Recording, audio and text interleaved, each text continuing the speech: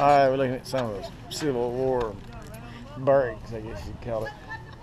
Some of the old stuff here. This Hatfield McCoy reunion. Have it once a year. Town of Matewan, West Virginia. This used to be called Logan County, Virginia. The capital was Richmond. Back before this 1863, when West Virginia became a separate state and became part of the Union. And it was separated from Kentucky by the Tug River in this area.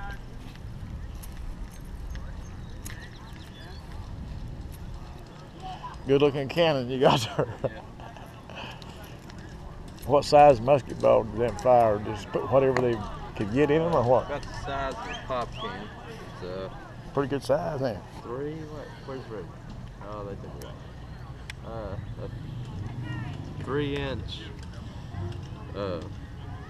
3-inch chamber in it, Yeah. and the width, you know. Yeah, I'm pretty sure it's this. They filled it with full of whatever they could at different times, didn't they? This is a 1/3 scale of what it actually was.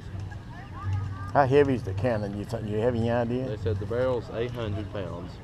Probably 1,500 pounds at least altogether, maybe more. I think they said somewhere around that, yeah. Yeah. The battle, we have this battle at 12, and Hatfield McCoy battles at 2. Yeah. So, stop in, you'll see the cannon fire. You know pretty good lot about the north and south in this area? A little bit. I was born in this town. My family was raised in this area since probably in the 1820s. Yeah. This used to be called, which you probably already know, this was Logan County, Virginia. Yeah. Our capital was Richmond. Yeah. At the time. And until West Virginia became a separate state, this was called Logan County, Virginia. And then after West Virginia became a state in 1863, about midway of the Civil War, afterwards, until 1895, this was Logan County, West Virginia. Then it became Mingo County, West Virginia, when Mingo County split from Logan County, and which our courthouse was at Williamson now. And everybody in this area, most of them fought for the South at the beginning of the war. Yeah. And during the war, when West Virginia split from Virginia, word got out that the South was losing. Yeah. You know what I'm saying? Yeah. And some of them got captured on both sides of the Hatfield McCoy's boat. They had two choices: is either fight for the North or go to a Yankee prison camp in Illinois to spend however long there. So Randall McCoy chose to go ahead and fight for the North, and he lived in Pike County. Yeah. And Anse Hatfield decided he had enough of the war. He figured he was going to quit sooner or later, and he decided to just go home because he didn't want to fight for. He didn't want to fight for the North, and could call it desertion or whatever you want to call it. But that's what happened at the time. A lot of people don't know that. But now, hard feelings from the Hatfield McCoy Feud came down from a Civil War because one of them, I don't remember which one, but one had accidentally, it was what I've been told, killed a brother of one of the other ones during the wartime. Shot him by accident, him on the same side of him, you know. Yeah. And anyway, friendly fire is what you call it. Yeah. But hard feelings boiled down over that. After 20 years went by, then the Hatfield McCoy Feud started. And Randall McCoy always held a grudge against Deb Lance. He said over him leaving and not fighting for the North, and just more or less just not wanting to go on with it when it changed. Because this area all changed, even the state. Yeah. But that's just one of the things I thought I'd throw out there for you. It's interesting, you know. Yeah. But I'm related to the McCoy side.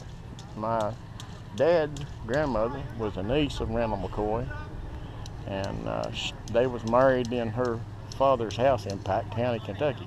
And Pike County, Kentucky, across this river, used to be called Pikeville County at that time. And it took in Pike County, Martin County, Johnson County and part of McGoffin County. It was all Pikeville County. Wow. Up until the time that the war, war between the states came by, our Civil War. Yeah. And they made the boundaries and changed West Virginia into West Virginia from Virginia. And our capital went to Huntington first, then it went to Charleston. But before that, it was Richmond. A lot of people don't know it. They think West Virginia was part of Virginia, and that was it. Richmond was our capital, just like during the Civil War. They fought on both, from Hatfield McCoy's side, both fought for mostly for the South. Some of them fought for the North, because they was trying to get things changed, But they had people that fought on both sides, on both families. Yeah. You get what I'm saying? Yeah. And they more or less lived in the same area. And both of them was in timbering. That was what the people did back then to make a living. Yeah. And a lot of the arguing was, brewed up over timbering too, and over timber rights in different areas. And anyhow, it boiled down to a lot of arguments. They blamed it off on a pig. Somebody stealing the pig, blamed it off on somebody wanting to date somebody else's girl, and the other family didn't want them to have nothing to do with the McCoys or whatever, Yeah. And they blamed it off on different stuff. But it boiled down over timber rights and hard feelings over the Civil War. That's what I throw that into you. Thanks. I was born in this town. Yeah. Cool. What's your name? Nick.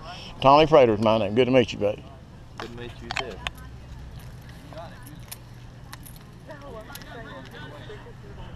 Now, what is this that y'all doing? Can you explain this to me? Playing checkers? Checkers. Well, no, okay. Piece of canvas. I don't know, Dad. I guessed it right the first time. Yeah. Piece of checkers, draw it out with some charcoal. That's smart. Take a handle, cut some discs out of it, mark them with O's and X's, or you can use charcoal to blacken them. And on the other side, there's a tic-tac-toe board, and we can use these for tic-tac-toe. That's thought smart. he might win if he played. That's Checkers smart. I understand what you're doing Unless now. you want to see a soldier cry. I'm getting whooped. He's a better scrambler. I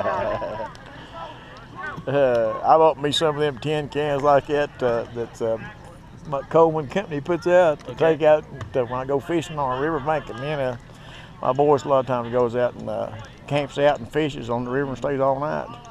I got an old Coleman stove. It belonged to my dad back in the 1950s. I've still got. I put into new works. Says how do you pump it up and all that pump and stuff on it, and it still got it. We've got a really nice, modern tent with the Coleman Oh, stove and the This lanterns. is. I'm talking about. I know what you're doing. I know it. I enjoy this. I love tent camping. We've been tent camping ever since we've been Ain't married. nothing wrong with it. No, there's not. No, I mean, anything wrong with it. It's pretty comfortable. Got some wooden cots in there. We got at a flea market for $5 each. A wise old fella told me one time he had a lot of sense. He's been dead and gone many years. But he said, the more you have, the less you got. True. And sometimes it's that way. You have to find that out in life sooner or later. I've found out a whole lot about it. And I probably will find out more before it's over with. I heard a wise person once say it's not having what you want, it's wanting what you have. That's it. Being happy in whatever you have has a whole lot to do with being happy in life. Yeah, it does. I mean, it's just the way it is. A lot of people don't understand that. Nice day. Hey, God bless you. you too.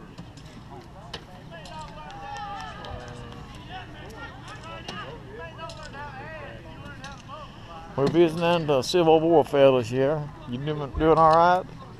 We're here. Y'all out of Kanawha Valley, you see? Okay, I've been taping a little bit today. I was born in this little old town. They called Matewan. A long time ago. My family's been from around this area since probably 1820.